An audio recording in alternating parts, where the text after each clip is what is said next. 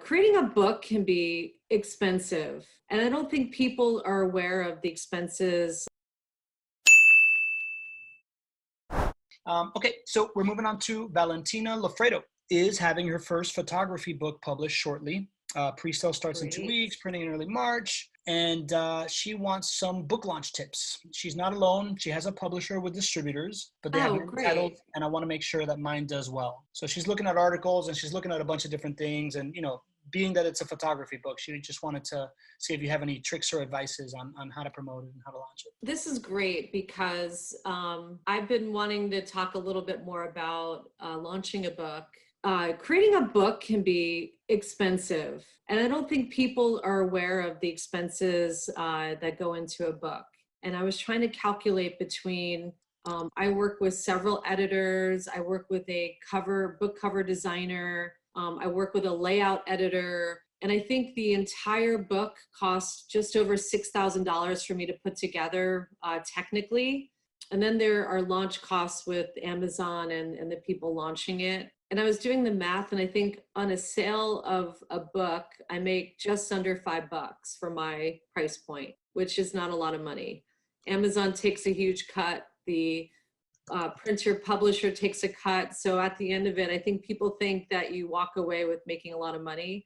I think I have to sell, I haven't done the math. I think I have to sell over 2,000 books to break even, which that's challenging. Yeah. So having an art book published, and I've done many on my gallery website, we've done a lot of art book publications. It's very similar where you spend a lot of money on the printing and the layout and the graphic design of it. And then you put it out on a website, and maybe you're working with a publisher, and they're gonna launch it out with you. And it's a process. And I wanna say having this book is about having almost like having your studio and your portfolio in your back pocket to attract new business, to attract new galleries, to attract clients, and even to attract museums and whatnot to potentially consider including your work in their collection. So I've found with all the projects I've worked on with my artists that it's a long-term process. And I would recommend that you get a list from your publisher and distributors on what they're going to be doing, specifically them, to market your book for you. And they usually have a checklist. And I think it's important to know what that is so you can, one, know what they're going to do for you, because they're taking a cut of your book sale. Whether it's your client buying it or one of their clients, they're getting a cut of every book sold. So I think it's important to know what they're going to do for you, and then you can hold them accountable. I ended up self-publishing the book, this book now, because I work with a publisher and I felt like I was doing more marketing than they were. So it's important to know what they're going to do for you and to hold them accountable.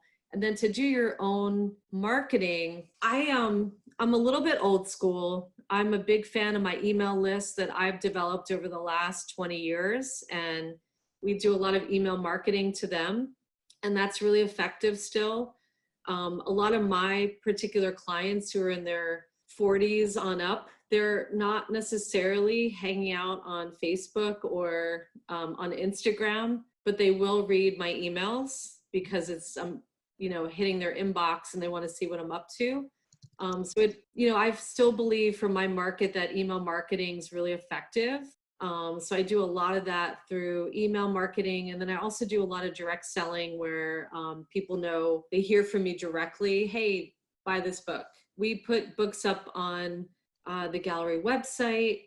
We do a press release when we launch a book and we send it out to press. We try to get some press coverage for the artists that are launching books. We want art critics and people picking it up and writing something about it. I personally, if I were you, would be sending them to museum directors that are photography directors. So those are some hard things. And then there's all the social media, Facebook, all the posting that you can do around it. And usually there's more to do than people can have time to do unless you're hiring someone to market it for you. It makes a lot of sense. There's a quick follow-up question here by Maria Nevelson. Is it a must to make a book? Is it like one of the keys to success? as an artist? I think having a book is really crucial. I've done a lot of catalogs, and I've used them as tools for sales and for the artist to have more growth. So the reality is they're really expensive, and for many artists they're cost prohibitive. And however, you can make that a goal to have, a large book, and to take the time to start budgeting for it. I just saw a book that someone did on Blurb, and it was really nice. And it was 100-page, very small book, and I thought it was really impressive. And she had small paintings, so she didn't have to get them all photographed; they were scanned. And I think the size was kind of key in her being able to do that. So I recommend that.